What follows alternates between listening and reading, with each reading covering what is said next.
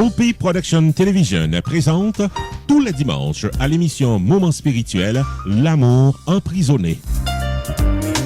Toute l'histoire du ministère spirituel de la sœur Donna Bélisaire, sa vocation à servir, mise en branle de la congrégation Les Sœurs Rédemptrices de Nazareth, l'expérience de la prison, les sacrifices pour aider les enfants pauvres, l'éclat de la sœur Donna sur la scène internationale. Chaque dimanche, un épisode à Moment spirituel, L'amour emprisonné, avec sœur Donna Bélisaire sur Hopi Production Television.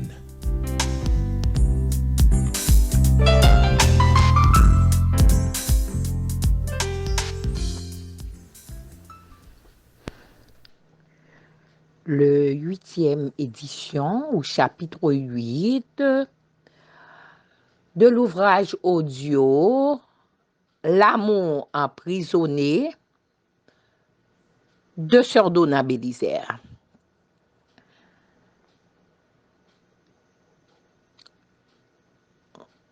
Le 8e chapitre, c'est ma prise d'habit. Comme je vous ai dit, ce parcours-là de mon enfance, Mère Teresa, les 18 mois, comme on aurait dit dans l'évangile de la vie cachée de Jésus, mais ce n'était pas la vie cachée, c'était les 18 mois d'aller à la rencontre des autres pour mieux comprendre, pour mieux les comprendre, pour mieux voir comment aider encore davantage, comment aller dans profondeur avec l'accompagnement humanitaire que j'ai toujours voulu faire, que le rêve que j'ai voulu réaliser. Et je dois dédier ce chapitre, comme je dis, à chaque chapitre, je cite des noms, mais il y a tellement de noms, il paraît qu'il fallait reprendre les chapitres, le Père Iberdo, le révérend Père Gabriel Bien-Aimé, le défunt, qui fut plus tard ministre de l'Éducation nationale. Nous avons eu aussi des amis, ceux qui se sont déplacés, et Madame Unique du jour, j'ai eu Enoch, Pierre, j'ai eu Adrien Fortuné, j'ai parlé de Gervais, j'ai parlé, et surtout, il y a une maman que j'ai eue, une petite maman, Evelyne, Madame Evelyne Louloune, qui est la sœur de Margaret Yvel, qui était sœur chez les sœurs de Charité de Saint-Louis, ou sa mère aussi, Madame Raymond, qui m'avait amené là comme présentant ma mère, chez les Rédemptoristines. Et voilà maintenant ces mémoires-là. Il y en a qui sont encore là, mais il y en a qui sont encore partis. Louloune, Evelyne Rabel, qui a eu à faire Montrousseau, oui. Elle travaillait, elle a dû dire, moi, c'est moi, m'amener là, acheter mes chaussures, etc., etc., etc. Donc, n'oubliez pas, 18 ans, après 18 ans, 2 mois, j'ai eu 18 ans en novembre et en décembre, janvier, moins de 2 mois, j'étais déjà avec les Rédemptoristines. Et voilà, et comme je vous dis mon parcours, j'ai eu un postulat et très calme et très chose, très au soleil. Et j'ai été demandée partout, comme je vous disais. Les enfants venaient à moi jusqu'au Carmel de la ville. On parlait de mes gros cheveux, hein, parce que j'avais pas encore ma prise d'habit. On pouvait voir mes cheveux, on parlait mes gros cheveux. Hein. Donc, c'est ainsi que, et tout le monde voyait en moi, comme disait toujours le révérend Père Huberdo, qui est un Canadien, tu es la petite plante de la communauté, tu es le sourire du bon Dieu, tu es notre soleil. Et franchement, comme je vous disais, j'adore cette fleur-là, l'hibiscus, parce que je suis comme l'hibiscus. Quand je me donne, je m'ouvre, sans me soucier qu'est-ce qu'il y aura demain. Et voilà, tranquillement. Comme je dis, la seule question que après la mère prière, je dois saluer aussi la mémoire de Hélène Marchand. C'était la mère prière des Rédemptoristines. Et je dois saluer sa mémoire aussi. Elle me considérait beaucoup. Et à chaque fois, après, elle a dû me dire, après ma prise d'habit, on avait peur parce que tu ne mangeais pas tellement, tu n'étais pas tellement comme les autres. On a reçu d'autres haïtiennes, on ne pensait pas que c'était. Donc, on a dit peut-être que toi, tu sais qu'il y aurait un problème. Voilà, alors que après les examens, vous savez que pour être, après ma prise d'habit, bien avant là, pour me rendre au Carmel, il y avait, on fait un gros, et ce qu'on appelle la psychologique, une évaluation psychologique pour moi. Mon évaluation psychologique était parfaite et malheureusement, je ne l'avais pas ouvert. J'étais la porteuse, mais par discrétion. La mère prieur m'a dit que dans mon évaluation psychologique, on peut voir que j'ai des imaginations, je peux faire déplacer des montagnes, je peux faire tout ce que j'ai besoin, tout ce que je veux. Et c'était un record pour moi. Bon, l'évaluation psychologique qui est faite, je ne me rappelle pas quel docteur Bouisson, etc. Je me rappelle tout ça, tous les tumultes, mais j'avais toujours des amis, les jeunes, que je parlais toujours de mes rêves, de ce que j'ai voulu pour faire et vivre avec, assister tout le monde, etc., etc., m'écrivait, me faisait savoir un petit peu par écrit tout ce qui se passait dans le pays. Et à chaque fois, j'allais dans les méditations. Oui, mon noviciat a commencé avec ma prise d'habit. Et oui, je me rappelle quand les sœurs s'étaient réunies, comme je vous dis, le départ de Duvalier, de Jean-Claude Duvalier, je l'ai suivi au monastère. Et c'est ainsi que mon postulat est passé entre la politique et choses. Je me rappelle aussi, je m'en allais pour appeler ma famille, pour savoir comment ils étaient chez le Monseigneur Gaillot, au Cap-Haïtien. Et Monseigneur Gaillot m'admirait beaucoup aussi. Et Monseigneur Gaillot était toujours très très fier de moi. Il avait une grande admiration pour moi. Puis on m'amenait là au bureau là, au diocèse. C'était pour aller au moins placer des appels pour ma famille. Et je me rappelle encore, j'ai vu ces jeunes-là devant qui chantaient.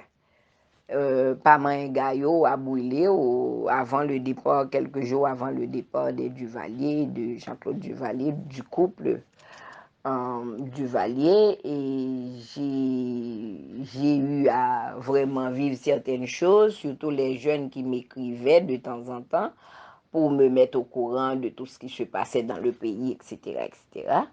Donc, bon, c'était un moment où le pays était très, très, très, très bouleversé, où j'étais là, dans mon postulat, à prendre ma formation comme postulante tranquillement. Et je dois dire, c'était bien passé. Les sœurs avaient pensé à me... finalement, après le postulat, j'avais fait aussi, j'ai appris à chanter pour voix. Il y avait une sœur japonaise qui aussi était devenue, ça c'était mon dernier professeur de piano. N'oubliez pas, je vous en avais dit, j'en passais 4. Bon. Et voilà, et je me rappelle aussi toutes celles qui ont été là, que maintenant, parmi les 4 haïtiennes, il n'y a qu'une qui y est encore, où j'avais fait mon noviciat avec elle, c'est Marie-Claude Béan. Et bien qu'il n'y a pas de contact, mais quand même, on sait que, bon, chacun fait sa route. Quand comme je vous dis, avant la prise d'habit, il fallait avoir généralement une sorte de physico et faire des consultations physiques pour voir si tout est bien, mental, physique, etc.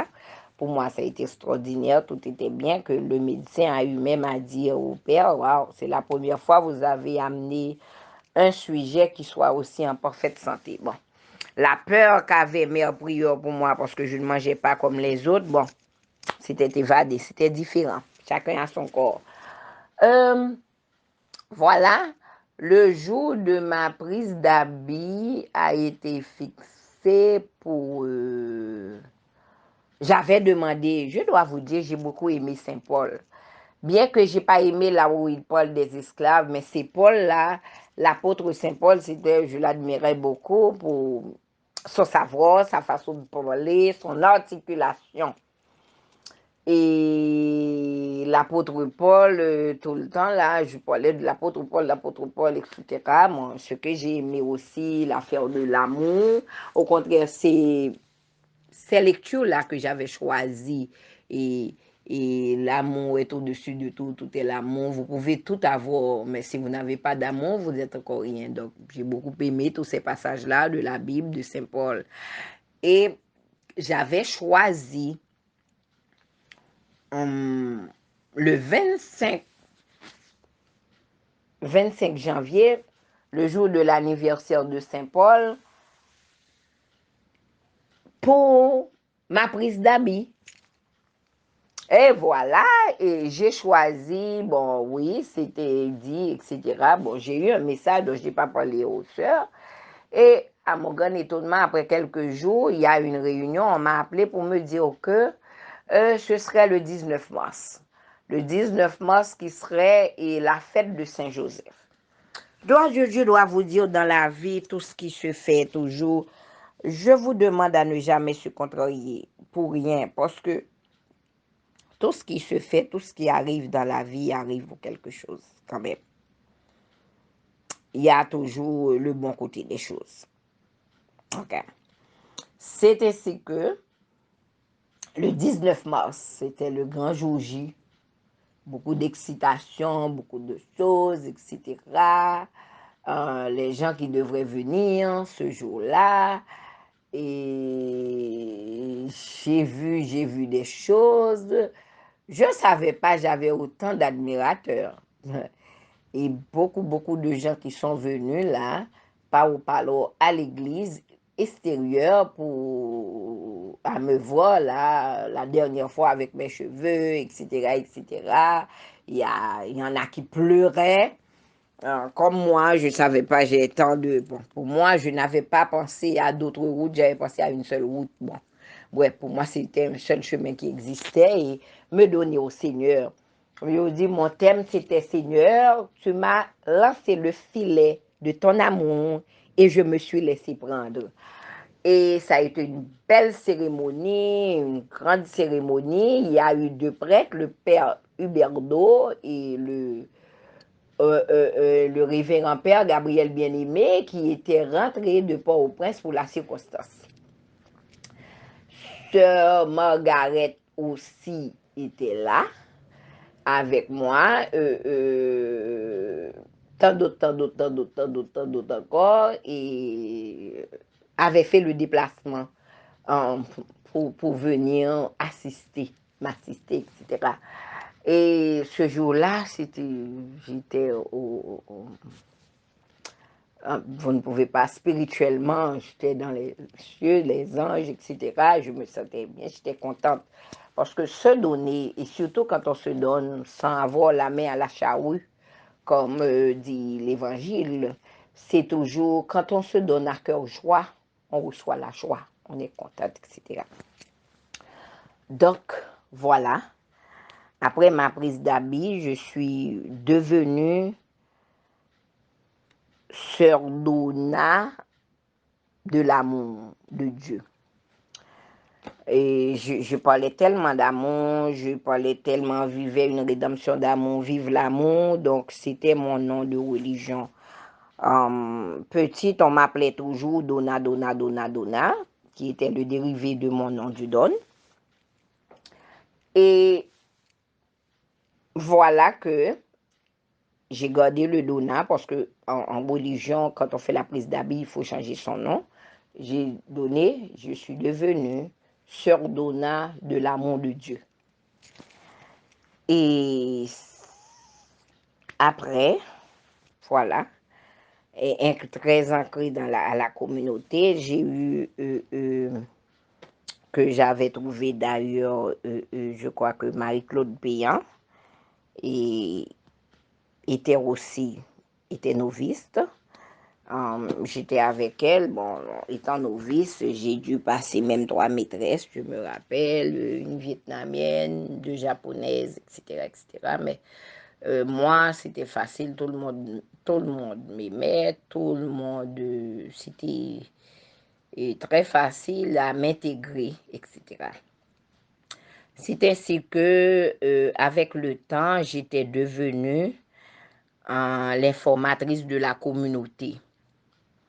L'informatrice de la communauté, c'était, je devrais toujours, c'est moi seule qui pouvais écouter les nouvelles et les transmettre à la communauté au moment du repas, le grand dîner en silence, on mangeait et puis moi, je parlais des nouvelles, il y avait pas tous les jours parce que parfois en mangeant, on avait la lecture spirituelle.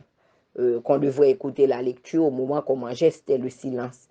Mais il y avait au moins un moment dans la semaine, je crois que, est-ce que c'est pas pendant la récréation ou le manger, s'il y avait une urgence, que je devrais transmettre les nouvelles à la communauté, à la langue française. La communauté, notre langue était la langue française. C'est ainsi que j'ai dû vivre en moi et comprendre tout ce qui se passait en dehors dans le pays. Bon, même si maintenant c'est pire, mais tout ce qui se passait, les gens qui souffraient, les gens qu'on tuait, etc., etc. Le jour le plus dur pour moi, je me rappelle que les jeunes m'écrivaient toujours de temps en temps, surtout Sheila, surtout Sheila. Sheila, je me permets de citer ton nom et vraiment, et Sheila Monsanto, dans ce livre, en plusieurs occasions, et on me parlait,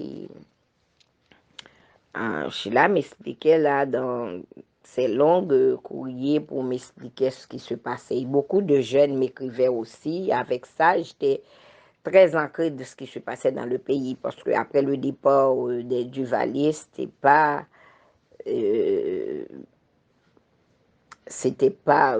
comme on pensait. Hein. Il y a eu beaucoup de casses, beaucoup de problèmes, etc. Ensuite, voilà, et j'ai continué mon noviciat et tranquillement, et on savait m'habiller en japonaise pour faire la danse. Je savais danser quand on recevait des supérieurs venant de partout, etc. Mais les soeurs me disaient, on ne va pas prendre tes photos parce que tu es tellement belle pour que tu ne sois pas vaniteuse.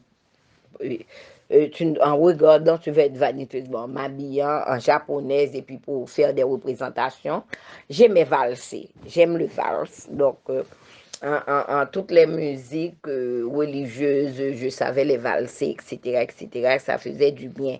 Et quand il y avait un étranger qui venait à l'institution, qui venaient là, nous voir la communauté, etc., j'étais à l'accueillir et j'étais là à écrire non seulement un discours, à faire une décoration partant de là où il venait, etc., pour décrire la personne et le personnage. Et j'avais une réussite en tout ça, et même moi, là, j'étais étonnée. À chaque fois, je pouvais découvrir en moi des qualités, des aptitudes, certaines choses, etc. Voilà que, oui, partout, c'était, bon, malheureusement, je ne pouvais plus recevoir maintenant les enfants là qui venaient me voir. Parce que là, on atteint un petit peu, c'est tout. Mais j'aimais fouiller dans les bibliothèques. Je mangeais des ouvrages. Et après la méditation et tout, là, tout, mon temps de liberté, c'était écrire et lire. Lire, écrire. Lire, écrire. Ça, pour moi, le temps passait toujours vite, etc. Et je ne m'étais jamais ennuyée. Pour moi, tout cela, il n'y avait aucun problème jusqu'ici. Mais c'est quand il y a eu le soleil commence à vraiment à se faire sombre, le ciel a commencé à se faire sombre, c'est quand il y a eu les élections de 87. Les élections 87 où à travers les radios, j'ai entendu, les gens ont été tués, biba à la main, etc. Les jeunes ont été mal pris. Il y a eu des problèmes dans le pays. Les gens n'avaient pas à manger, etc. Oh, toutes ces nouvelles-là. Et quand j'écoutais, ce jour-là, c'était un dimanche, à table, je ne pouvais pas manger. À table, je ne pouvais pas manger. Tout le monde me regardait pour savoir qu'est-ce qui est arrivé. Je dis, non. Et je regardais tout le monde pour voir dire ce qu'ils ont compris. Qu'est-ce que j'ai fait, Seigneur? Qu'est-ce que j'ai fait? Voilà, je suis là, je mange, je vais bien, je suis ma sécurité et tout, mais et ces jeunes, et ces gens-là dans les rues, qui ont été tués pour avoir exercé leur droit de vote, etc., qui ont tout. Non, non. C'est de là que je suis allée à la bibliothèque. La mère prieure m'a amené des courriers parce que j'avais toujours des gens qui m'écrivaient. Un jeune il m'avait écrit pour me dire, voilà où nous sommes, tu nous as laissés, on nous tue, on nous sort tout l'espoir à l'horizon est disparu et nous on rencontre tellement de problèmes sur nos chemins, on nous tue, on a des problèmes, on suicide, cela, etc., etc. Les gens meurent de faim, toutes sortes de choses, au goût naïf, on parlait que les gens mangeaient les mangues avortés, qui n'étaient pas à leur maturité, etc. Tout ça me faisait penser.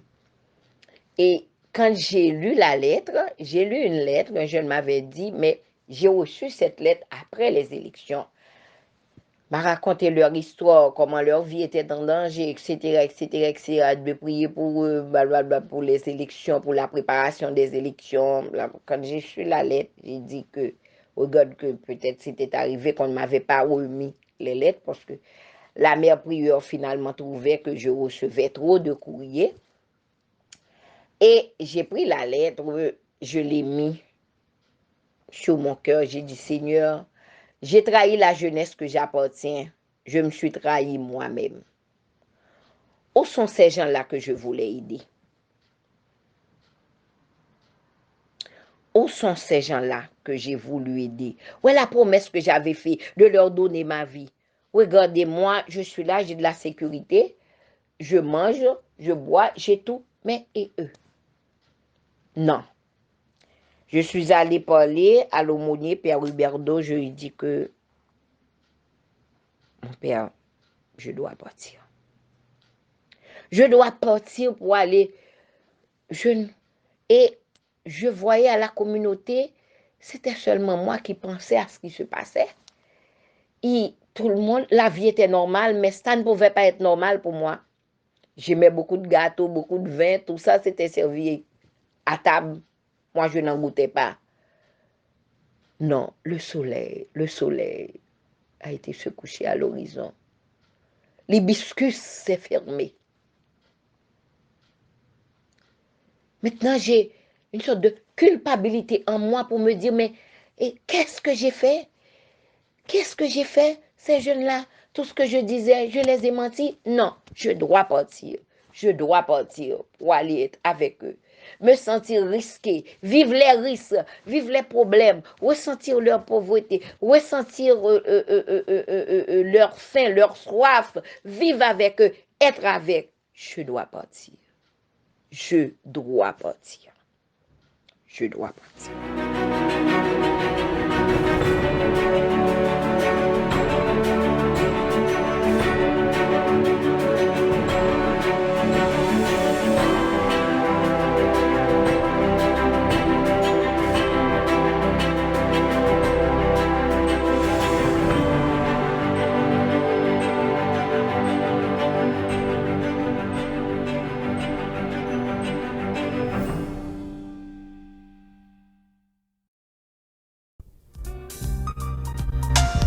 Hopi Production Television présente tous les dimanches à l'émission Moment spirituel, L'amour emprisonné. Toute l'histoire du ministère spirituel de la sœur Donna Bélisaire, sa vocation à servir, mise en branle de la congrégation Les Sœurs Rédemptrices de Nazareth, l'expérience de la prison, les sacrifices pour aider les enfants pauvres, l'éclat de la sœur Donna sur la scène internationale. Chaque dimanche, un épisode à Moment spirituel, L'amour emprisonné, avec sœur Donna Bélisaire sur Hopi Production Television.